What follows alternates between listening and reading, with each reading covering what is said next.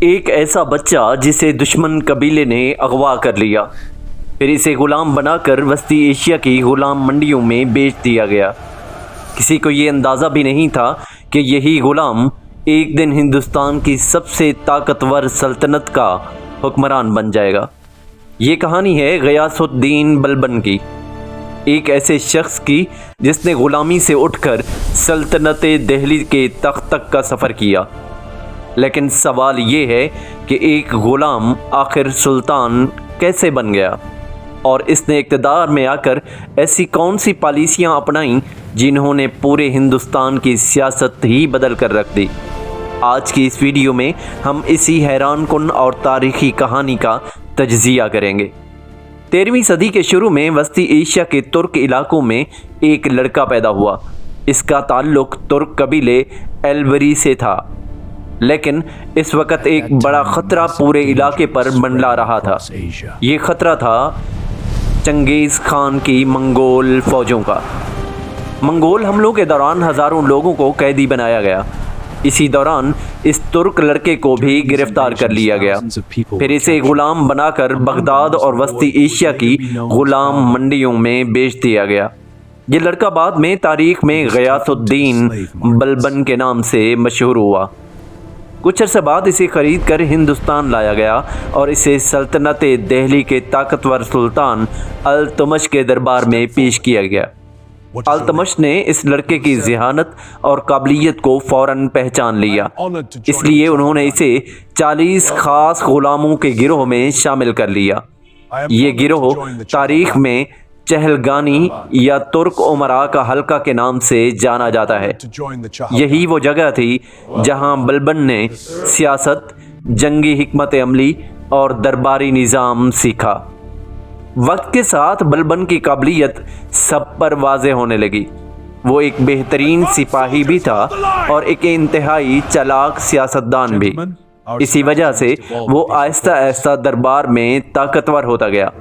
پھر ایک وقت آیا جب وہ سلطنت دہلی کے سلطان ناصر الدین محمود کا سب سے بااعتماد وزیر بن گیا۔ حقیقت میں اس وقت سلطنت کی زیادہ تر طاقت بلبن کے ہاتھ میں تھی۔ سلطان صرف نام کا حکمران تھا، جبکہ اصل فیصلے بلبن ہی کیا کرتا تھا۔ 1266 میں سلطان ناصر الدین محمود کی وفات ہو گئی۔ اس وقت دہلی میں طاقت کا خلا پیدا ہو گیا۔ امراء اور درباری آپس میں اقتدار کے لیے لڑنے لگے، لیکن بلبن پہلے ہی دربار کا سب سے طاقتور شخص بن چکا تھا، اس لیے آخرکار اسے سلطنت دہلی کا سلطان بنا دیا گیا۔ یوں ایک غلام دہلی کا حکمران بن گیا۔ اقتدار میں آنے کے بعد بلبن نے سب سے پہلے ایک اصول بنایا: سلطان کی طاقت کو چیلنج ہی نہیں کیا جا سکتا۔ اس نے دربار میں سخت پروٹوکول نافذ کیا۔ مثال کے طور پر سلطان کے سامنے سجدہ کرنا لازمی تھا۔ دربار میں ہنسی مذاق منع تھا۔ سلطان کو تقریباً مقدس شخص کی طرح پیش کیا جاتا تھا۔ بلبن کا مقصد واضح تھا، وہ چاہتا تھا کہ سلطنت میں سلطان کی ہیبت اور خوف قائم رہے۔ بلبن کے دور میں سب سے بڑا خطرہ منگول حملے تھے۔ یہ وہی منگول تھے جنہوں نے پورے ایشیا کو تباہ کر کے رکھ دیا تھا۔ بلبن نے سرحدی علاقوں میں مضبوط قلعے بنوائے اور ایک طاقتور فوج تیار کی۔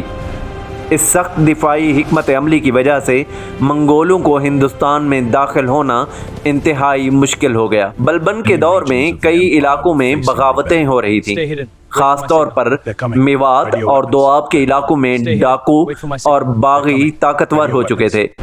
بلبن نے ان کے خلاف انتہائی سخت کارروائی کی۔ جنگلات کاٹ دیے گئے، ڈاکوں کے قلعے تباہ کر دیے گئے اور سخت سزائیں دی گئیں۔ اس پالیسی نے سلطنت میں امن قائم کر دیا، لیکن بلبن کو ایک سخت اور بے رحم حکمران کے طور پر بھی مشہور کر دیا۔ بلبن کی زندگی میں ایک بڑا سانحہ بھی آیا۔